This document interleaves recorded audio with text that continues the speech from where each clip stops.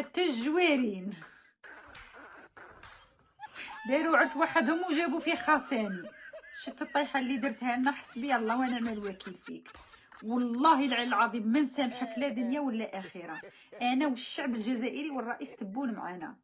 الجوارين كانوا متحمسين للعرس للخطوبه، ما كاش خطوبه جابوا خاصاني داروا بيه عرس، وحنا قعدنا قاعدين نشوفوا ونتفرجوا.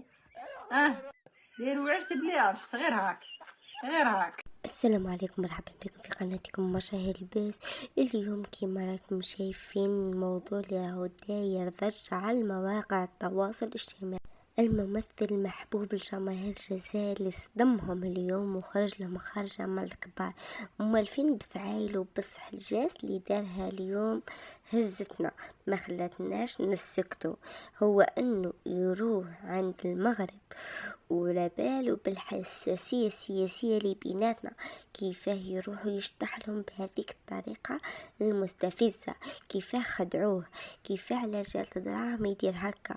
عندها قانونين الحق في كلامها. لا تنسوا الاشتراك في القناة وتفعيل الجرس باش يوصلكم كل ما هو جديد.